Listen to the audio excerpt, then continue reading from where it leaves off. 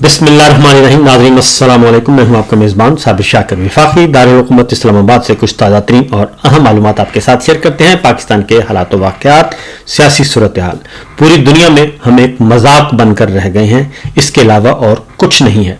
آج ہفتے کا پہلا دن ہے اور خبریں ہی خبریں ہیں, اور سب سے بڑی خبر آج سپریم کورٹ سے آنا ہے, کیونکہ وہاں پہ سپریم کورٹ کے اندر ایک نہیں, دو نہیں, تین آج عدالتیں ہیں, اور تینوں عدالتیں ایک دوسرے کے مد مقابل ہیں, کیونکہ اس جعلی نظام کو بچانے کے لیے سپریم کورٹ جیسا آئینی ادارہ جو ہے وہ بھی اس وقت دنگل بنا ہوا ہے. سچویشن یہ ہے کہ آج جسٹس منصور علی شاہ صاحب کی سربراہی میں فل بینچ نے آج ایک اہم مقدمے کا فیصلہ سنانا ہے, لیکن اس فیصلے کو سبوٹاژ کرنے کے لیے پہلے سے بندوبست کیا ہوا ہے. ایک اس عدالت کے اوپر ایک اور عدالت تیار بیٹھی ہے. سچویشن یہ ہے کہ ایڈیشنل رجسٹرار نذر عباس کے خلاف توہین عدالت کیس کا فیصلہ ہے, جو کہ آج سنایا جائے گا.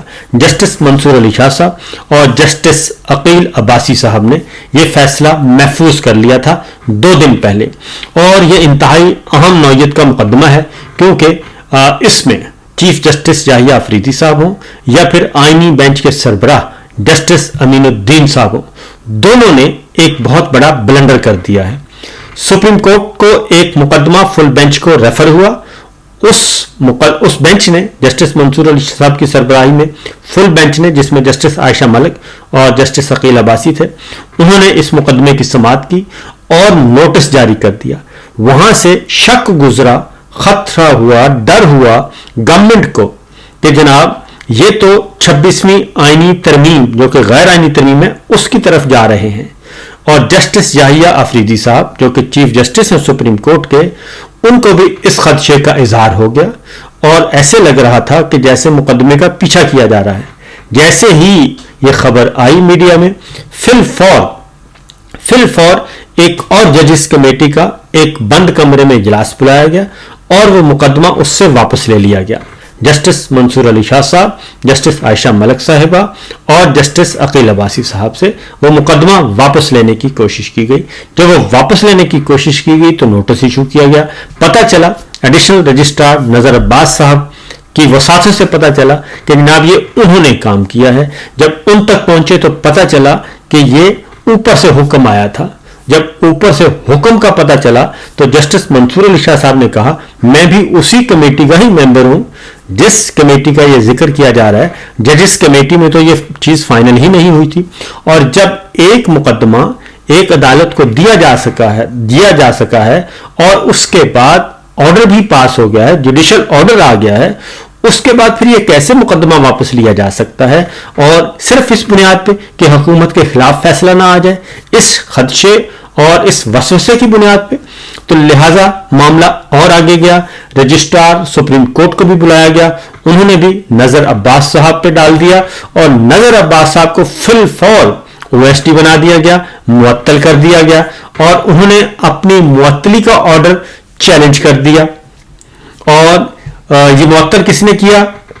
رجسٹرار آفس نے کیا, اور اس کو چیلنج کر دیا.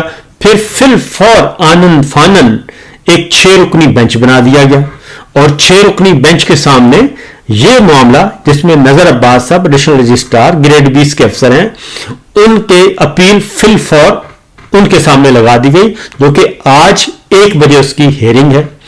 اور خدشہ کیا ہے؟ خدشہ صرف یہی ہے کہ کیونکہ چیف جسٹس یحییٰ آفریدی صاحب سے اور جسٹس امین الدین صاحب سے ایک غلط کام ہو گیا ہے, اور وہ غلط کام ہے کہ عدالتی حکم کو سبوٹاژ کرتے ہوئے انہوں نے ایک اور انتظامی حکم کے ذریعے معاملہ خراب کر دیا ہے, اور یہ کیس جو ہے وہ ایک بینچ سے لے کے دوسرے بینچ کو دے دیا. اب اس میں آج فیصلہ سنایا جانا ہے جی, اور اس میں پھر جسٹس منصور علی شاہ صاحب خط بھی لکھ چکے ہیں, اور اس خط میں بتا چکے ہیں کہ یہ سارے کا سارا پروسیس جو ہے یہ میلافائڈی پروسیس ہے, اور اس میلافائڈی پروسیس کے ذریعے یہ سب کچھ کرنے کی کوشش کی گئی ہے. انہوں نے اپنے خط میں खास तौर पे लिखा कि जस्टिस अमीनुद्दीन और जस्टिस याह्या अफरीदी दोनों को खत लिखा, जिसमें उन्होंने कहा कि जुडिशल ऑर्डर के खिलाफ इंतजामी हुक्म नहीं जारी किया जा सकता और 20 जनवरी को पाबंद थी ये कमेटी मुकदमा फिक्स करने में, लेकिन ये नहीं किया गया और अदालती हुक्म की तामील न करने पर ऑफिस की नाकामी और इदारे की सालमियत मजरू हुई और अदालत के तयशुदा कानून की खिलाफ वर्जी की गई। बेंच के नोटिस लेने के दायरा इख्तियार को नहीं छीना जा सकता। बेंचेस की आज़ादी के बारे में भी संगीन खदशात पैदा होते हैं। अब खतरा ये था, खतरा वसवसा कि ये था, क्योंकि गलत काम किया हो तो फिर आपको पता है वसवसे तो पैदा होते हैं। वसवसा सिर्फ ये था कि जनाब ऐसा ना हो कि ये फुल बेंच जो है ये मामला फुल कोर्ट को रेफर ना कर दे, और फुल कोर्ट को रेफर हो गया तो फिर हम क्या करेंगे।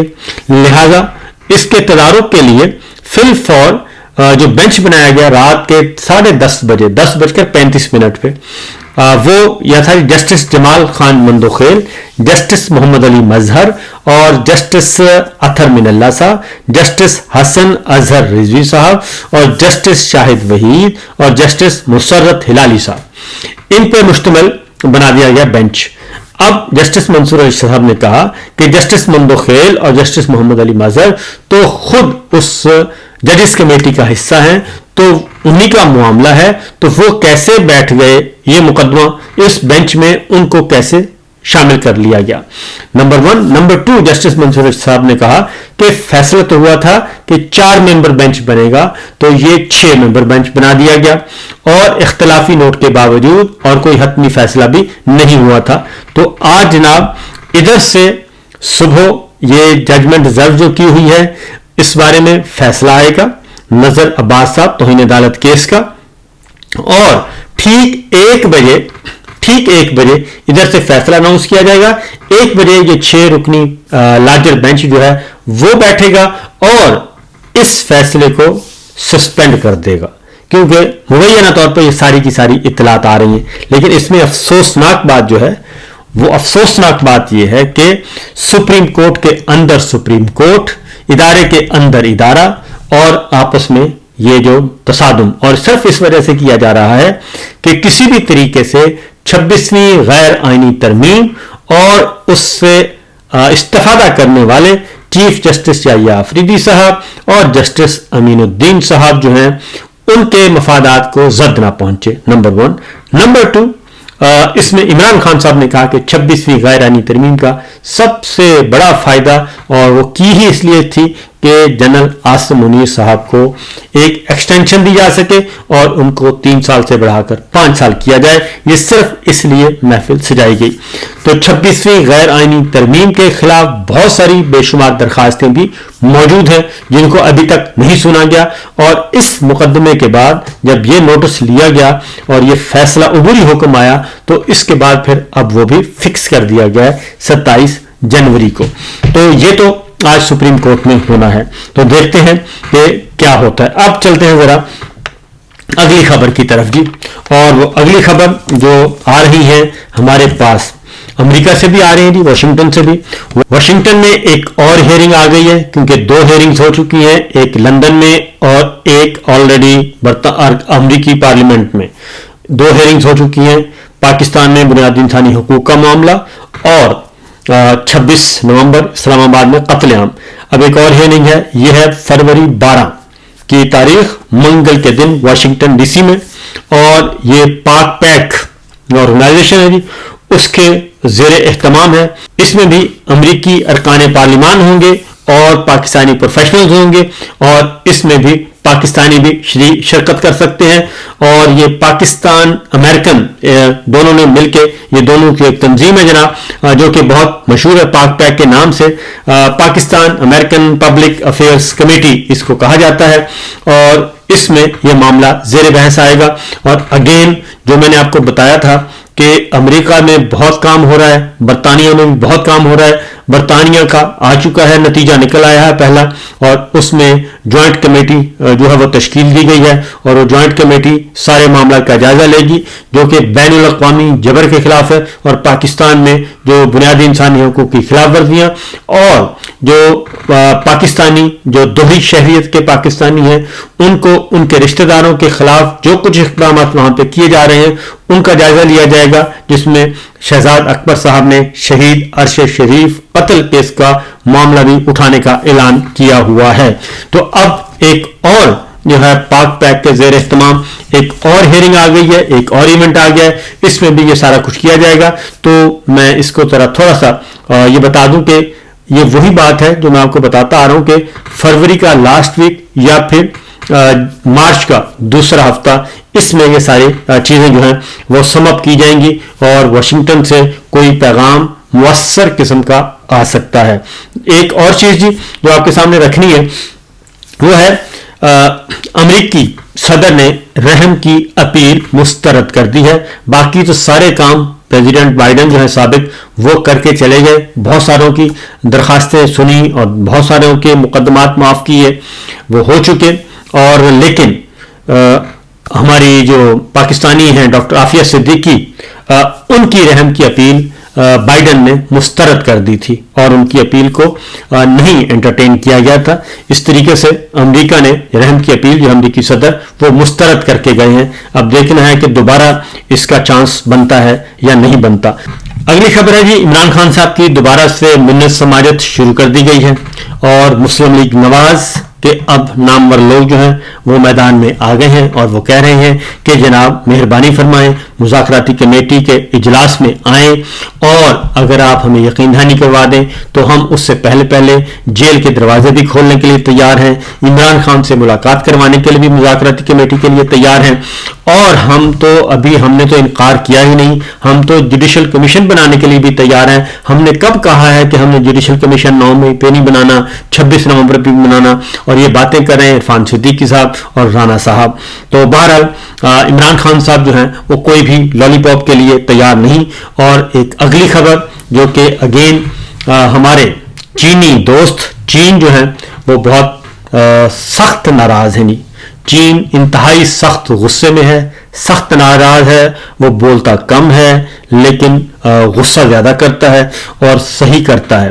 اس کی وجہ یہ ہے کہ محسن نقوی صاحب نے جو حرکت فرمائی ہے اس پہ دفتر خارجہ نے جو معافی مانگی یا جو وضاحت کی, چین نے اسے مسترد کر دیا ہے, اور چین کچھ زیادہ مطالبہ کر رہا ہے, اور اس کا کہنا ہے کہ اس طرح سے بات نہیں بنے گی جی, اور چین اب چاہتا ہے, چین نے اگلا مرحلہ جو ہے وہ روک دیا ہے, اس کی تفصیلات میں پھر آپ کو بتاؤں گا. لیکن چائنا جو ہے وہ مکمل طور پر 2 اور 2 4 کی طرح پاکستان کا موقف جاننا چاہتا ہے کہ محسن نقوی صاحب وزیر داخلہ, خصوصی ایلچی, اتنے اہم آدمی, سابق نگراں وزیر اعلیٰ پنجاب اور جنرل صاحب کے عزیز, یہ کیسے اس محفل میں گئے, اس تنظیم کے فنکشن میں گئے جو کہ چائنا کو توڑنا چاہتا ہے, جو کہ چینی مفادات کے خلاف کام کر رہا ہے, وہ وہاں پہ کیا کرنے گئے تھے.